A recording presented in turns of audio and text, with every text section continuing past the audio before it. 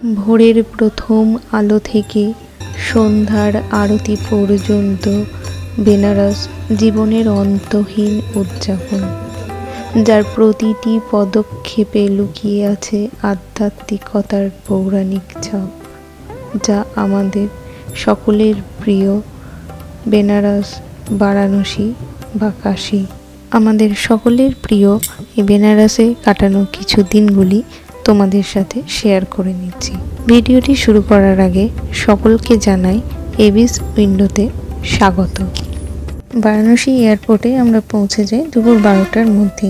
Airport থেকে আমরা রওনা দিলাম হোটেলের দিকে। তবে রাস্তার মাঝে আমরা লাঞ্চ করে নিই শ্রী শিবা নামে একটি পিওর ভেজ থালি রেস্টুরেন্টে।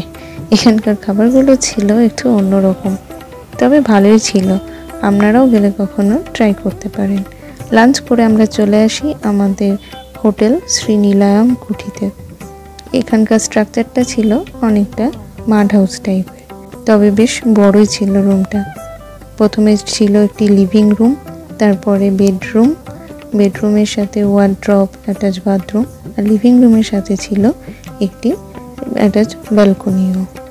রুমে এসে ফ্রেশ হয়ে নিই, তার কিছুক্ষণ রেস্ট নিয়ে তারপর বেরিয়ে পড়ি আমরা কাশী বিশ্বনাথ ধাম পরিদর্শন করতে। অনেকদিন পর রিক্সায় চাপলাম, বেশ ভালোই লাগলো।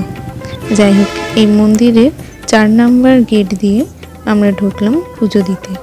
সেখানে পুজো দিয়ে আমরা মন্দিরের চারিধারটা পরিক্রমণ করলাম। মন্দিরের চারিধারটা এত সুন্দর পরিবেশ যে কিছুক্ষণ বসে থাকলে আপনি কিছু বুঝতেই পারবেন না, অনায়াসে সময় কেটে যাবে।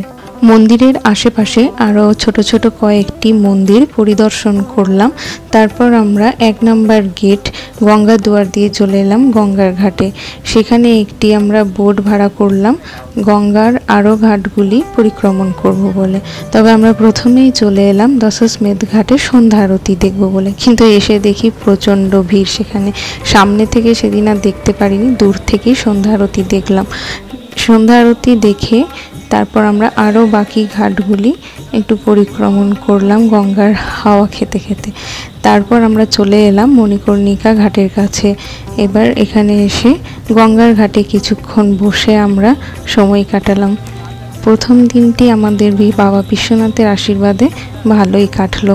বেনারসের আবার একটি নতুন ভিডিও নিয়ে দেখা হচ্ছে তোমাদের সাথে পরের ব্লগে। ভিডিওটি ভালো লেগে থাকলে প্লিজ লাইক অ্যান্ড কমেন্ট, আর হ্যাঁ, চ্যানেলটি সাবস্ক্রাইব করে দিতে ভুলো না কিন্তু। Thank you.